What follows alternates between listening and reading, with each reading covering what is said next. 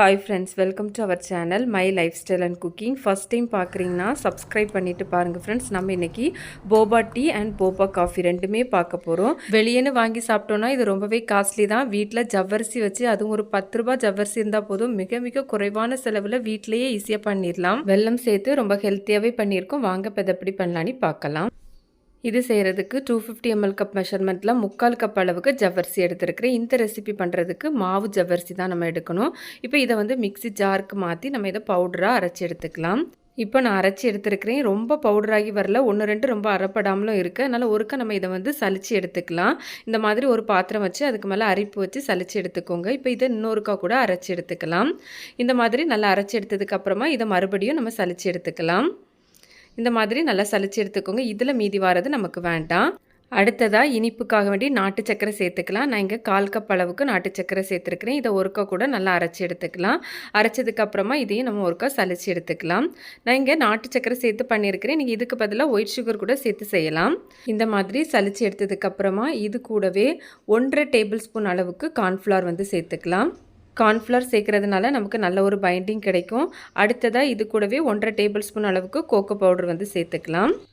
ஒரு பிஞ்ச் போல் சால்ட்டு சேர்த்துக்கலாம். இதெல்லாம் சேர்த்து நல்லா ஃபஸ்ட்டு ஒரு ஸ்பூன் வச்சு கலந்து எடுத்துக்கோங்க. இந்த மாதிரி நல்லா கலந்து எடுத்ததுக்கப்புறமா இதில் தண்ணி சேர்த்து நம்ம இதை பிசைஞ்சு எடுக்கணும். தண்ணி சுடு தண்ணி தான் சேர்த்துருக்கிறேன். ரொம்ப சுடு தண்ணி பாயிலிங் வாட்டர் கிடையாது, லைட் சுடு தண்ணி வந்து சேர்த்து பிசைஞ்சு எடுத்துருக்கிறேன். இந்த மாதிரி நல்லா பிசைஞ்சு எடுத்துக்கோங்க. இந்த மாதிரி லைட்டாக கிராக்காக இருந்தாலும் ஒன்றும் குழப்பமில்லை. நம்ம இதுலேருந்து சின்ன சின்ன உருண்டைகளாக தான் உருட்டி எடுக்க போகிறோம். இப்போ நான் எடுத்துருக்கிற மாவுலேயும் பாதி அளவு போதும். இந்த மாதிரி சின்ன சின்ன உருண்டைகளாக இதை உருட்டி எடுத்துக்கோங்க. இந்த மாதிரி கையில் வச்சு ப்ரெஸ் பண்ணி நம்ம உருட்டி எடுத்தோன்னா நமக்கு ஈஸியாக வந்து உருட்டி எடுக்கிறதுக்கு வந்துடும். இது போலவே நம்ம எல்லாத்தையும் உருட்டி எடுக்கணும். உங்களுக்கு பார்த்தா தெரியும், இந்த மாதிரி நல்லா ஸ்மூத்தாக நம்ம எல்லாத்தையுமே உருட்டி எடுக்கணும். இந்த மாதிரி விரல்கள் வச்சு நம்ம உருட்டி எடுக்கிறத விட இந்த மாதிரி உள்ளங்கையில் வச்சு நம்ம உருட்டி எடுக்கிறதுக்கு ரொம்பவே ஈஸியாக இருக்கும். உங்களுக்கு எது ஈஸியாக இருக்கோ அந்த மாதிரி உருட்டி எடுத்துக்கோங்க. இது உருட்டி எடுக்கிறதுக்கு கொஞ்சம் டைம் ஆகும். இப்போ நமக்கு வீட்டில் பசங்கள்லாம் இருக்கிறனால அவங்களோட சேர்த்து செய்யும்போது சீக்கிரமாகவே உருட்டி எடுத்துடலாம். அவங்களும் ரொம்ப இன்ட்ரெஸ்டாகவே செய்வாங்க. நான் இப்போ எல்லாத்தையுமே உருட்டி எடுத்துருக்கிறேன். இப்போ இந்த உருண்டைகள்லாம் ஒன்றோட ஒன்று ஒட்டாமல் இருக்கிறதுக்காக வேண்டி இதில் வந்து ஒரு 1/2 டீஸ்பூன் போல் கார்ன்ஃப்ளவர் வந்து சேர்த்துருக்கிறேன். சேர்த்துட்டு இந்த மாதிரி கலந்து எடுத்துக்கோங்க. பார்த்திங்கன்னா தெரியும், ரொம்பவே பர்ஃபெக்டாக ரொம்ப சூப்பராக வந்திருக்கு. எந்த சொதப்பல்ஸும் இல்லாமல் ரொம்ப ஈஸியாக பண்ணிடலாம் ஃப்ரெண்ட்ஸ். தைரியமாக இதே மெத்தடில் இதே அளவுகளில் ஒரு முறையாவது செஞ்சு பாருங்கள். இப்போ நம்ம செஞ்சுருக்கிற உருண்டைகளெல்லாம் வேக வச்சு எடுத்துக்கலாம். அதுக்காக வேண்டி ஒரு பேனில் சூடாக தண்ணி எடுத்துருக்கிறேன். தண்ணி வந்து இந்த மாதிரி கொதிச்சு வந்ததுக்கு அப்புறமா தான் நம்ம ரெடி பண்ணி வச்சுருக்கிற உருண்டைகளை வந்து நம்ம சேர்க்கணும். நம்ம கொதிக்க முன்னாடி சேர்த்தோம் அப்படின்னா அந்த உருண்டைகள்லாம் ஒன்றோட ஒன்று ஒட்டிட்டு வந்துடும். அதனால் கண்டிப்பாக தண்ணி கொதிச்சதுக்கு அப்புறமா தான் நம்ம உருண்டைகளை வந்து சேர்த்துக்கணும். இப்போ இது வந்து நல்லா வெந்து வரணும். தானாகவே நம்ம இப்போ கீழே அடியில் இருக்கல, இந்த மேலே நல்லா ஃப்ளோட் ஆக ஆரம்பிக்கும்.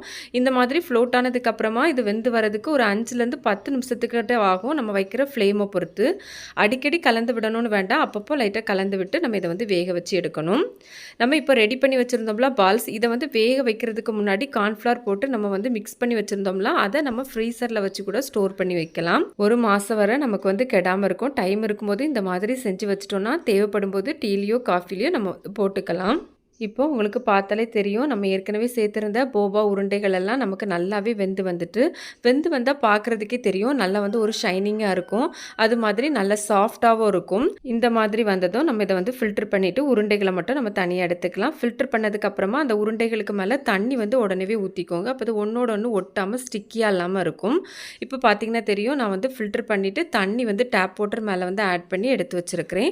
அவ்வளோதான், நமக்கு இப்போ போபா பால்ஸ்லாம் ரெடி ஆகிடுச்சு. இனி இதை வச்சு எப்படி டீ காஃபி போடலான்னு பார்க்கலாம்.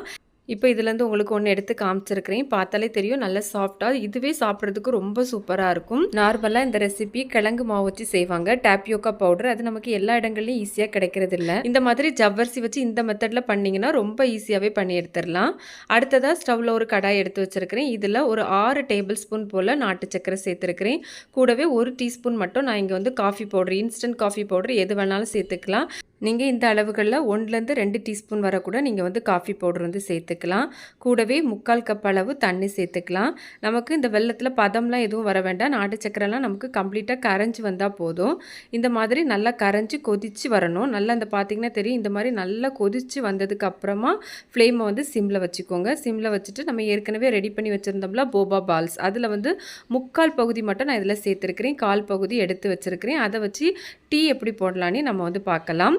இந்த மாதிரி சேர்த்ததுக்கப்புறமா உருண்டைகள்லாம் வெள்ளை தண்ணியோடு சேர்த்து நல்லா கொதிச்சு வரணும். இந்த ரெசிபி பார்த்திங்கன்னா ஒரு 5லேருந்து 10 நிமிஷத்துலலாம் அப்படிலாம் செஞ்சு முடிக்க முடியாது. கொஞ்சம் டைம் ஆக தான் செய்யும். கண்டிப்பாக உங்களுக்கு டைம் இருக்கிற டைமில் நீங்கள் வந்து செஞ்சு பாருங்கள். கண்டிப்பாக உங்களுக்கு 100% சாட்டிஸ்ஃபேக்ஷனாக இருக்கும். டேஸ்ட் அவ்வளோக்கு ரொம்ப சூப்பராக இருக்கும் ஃப்ரெண்ட்ஸ். இந்த ரெசிபி பண்ணுறதுக்கு அதிகமாக செலவு எதுவுமே கிடையாது. ரொம்ப ஹெல்த்தியாக வெல்லம் சேர்த்து தான் பண்ணியிருக்கோம். கண்டிப்பாக ஸ்கிப் பண்ணாமல் ஒரு முறையாவது செஞ்சு பாருங்கள். இப்போ உங்களுக்கு பார்த்தாலே தெரியும் வெள்ளை தண்ணிலாம் நல்லா குறுகி நமக்கு வந்து இப்போ ரெடியாகி வந்துட்டு இப்போ நம்ம ஸ்டவ் ஆஃப் பண்ணிடலாம். இப்போ நான் இதை வந்து வேற ஒரு பவுலுக்கு வந்து மாற்றி எடுத்துருக்கிறேன். இது இப்படியே ஸ்பூன் போட்டு சாப்பிட்றதுக்கும் ரொம்ப சூப்பரான டேஸ்ட்டாக இருக்கும். அடுத்ததாக இது போலவே நான் வந்து டீக்கும் நான் ரெடி பண்ணி எடுத்துருக்கிறேன். டீக்கு ரெடி பண்ணும்போது 1/4 கப் அளவு தண்ணி 2 டேபிள் ஸ்பூன் போல் நாட்டு சக்கரை சேர்த்து நம்ம ஏற்கனவே கால் பகுதி வந்து உருண்டைகளை வந்து எடுத்து வச்சுருந்தோம்ல அதை அதில் சேர்த்து அதே போல் தான் நம்ம காஃபி பண்ணோம்ல அதே மாதிரியே நம்ம இதை வந்து கொதிக்க வச்சு எடுத்துருக்கிறேன். ரெண்டுமே சேம் மெத்தட் தான். அங்கே வந்து காஃபி பொடியை டைரெக்டாக நம்ம வெள்ளை தண்ணியோடு சேர்த்து கொதிக்க வச்சுருந்தோம். இங்கே தனியாக டீ போட்டு எடுக்கணும். அதுக்காக வேண்டி ஒரு பாத்திரத்தில் 1/2 கப் போல் தண்ணி சேர்த்துருக்கிறேன். கூடவே 1/2 டீஸ்பூன் போல் டீ பொடியும் சேர்த்து இந்த மாதிரி நல்லா கொதித்து வந்ததும் நம்ம ஸ்டவ் ஆஃப் பண்ணிடலாம். இப்போ இதெல்லாம் இருக்கட்டும். அடுத்ததாக ஒரு மிக்ஸி ஜார் எடுத்துருக்கிறேன். இதில் ஏற்கனவே காய்ச்சி ஆற வச்சு ஃப்ரிட்ஜில் வச்ச பால் 1/2 லிட்டர் அளவுக்கு நான் இதில் வந்து சேர்த்துருக்கிறேன். இதில் நான் சிம்பிளாக சுகர் மட்டும் வந்து நான் டேஸ்ட்டுக்கு வந்து சேர்த்துருக்கிறேன். நீங்கள் இதுக்கு பதிலாக நாட்டு சக்கரை கூட சேர்த்துக்கலாம். அதுவும் 1 டீஸ்பூன் போல் சேர்த்துருக்கிறேன். நீங்கள் கூடுதலாக வேணாலும் சேர்த்துக்கலாம். இது கூடவே ஐஸ்கிரீம் சாக்லேட்லாம் சேர்த்து மில்க் ஷேக் மாதிரி ரெடி பண்ணி கூட நம்ம வந்து சேர்த்துக்கலாம். நான் ரொம்ப சிம்பிளாக தான் பண்ணியிருக்கிறேன். இப்போ நம்ம இந்த பாலை ஒருக்கா மிக்ஸியில் பிளெண்ட் பண்ணி எடுத்துக்கலாம். அடுத்ததாக ஒரு கப் வந்து எடுத்து வச்சுருக்கிறேன். ஃபஸ்ட்டு வந்து போபா காஃபி வந்து நம்ம ரெடி பண்ணிக்கலாம். அதுக்காக வேண்டி நம்ம ரெடி பண்ணி வச்சுருந்தா அந்த போபா பால்ஸில் வந்து தேவையான அளவு வந்து நம்ம சேர்த்துக்கலாம். கூடவே கொஞ்சமாக ஐஸ் க்யூப் வந்து போட்டுக்கலாம். இதில் நம்ம ஏற்கனவே மிக்ஸியில் அரைச்சி வச்சுருந்தோம்ல பால், அந்த பாலையும் நம்ம இதில் வந்து சேர்த்துக்கலாம். இப்போ நமக்கு போபா காஃபி ரெடி. ரொம்ப சூப்பரான டேஸ்ட்டாக இருக்கும். நல்லா ஜில்லுன்னு இந்த அடிக்கிற வெயிலுக்கு குடிச்சு பாருங்கள். அவ்வளோ செம்மையாக இருக்கும் ஃப்ரெண்ட்ஸ். இப்போ நம்ம இதை வந்து ஒரு ஸ்பூன் போட்டு கலந்து எடுத்துக்கலாம். இந்த காஃபி குடிக்கிறதுக்குன்னு தனியாக ஸ்ட்ரா உண்டு. கொஞ்சம் பெரிய சைஸில் இருக்கும். அது போட்டு குடிக்கும்போது அந்த உள்ளே சேர்த்துருக்க அந்த பபுள்ஸோடு சேர்த்து சாப்பிடும்போது ரொம்ப நல்லாயிருக்கும். பாலோடு சேர்த்து இந்த பபுள்ஸ் பாலையும் நம்ம சேர்த்து சாப்பிடும்போது அவ்வளோ சூப்பரான டேஸ்ட்டாக இருக்கும். அடுத்ததாக இது போலவே நம்ம டீ எப்படி போடலான்னு பார்க்கலாம். அடுத்ததாக ஒரு கப் எடுத்துருக்கிறேன். இதில் நம்ம ஏற்கனவே ரெடி பண்ணி வச்சுருந்த போபா பால்ஸ் வந்து சேர்த்துக்கலாம். இதெல்லாம் உங்கள் தேவைக்கு தக்கன கொஞ்சம் கூட்டியோ குறைச்சோ கூட நம்ம சேர்த்துக்கலாம். அடுத்ததாக இதில் நம்ம ரெடி பண்ணி வச்சுருந்த பிளாக் டீ வந்து சேர்த்துக்கலாம்.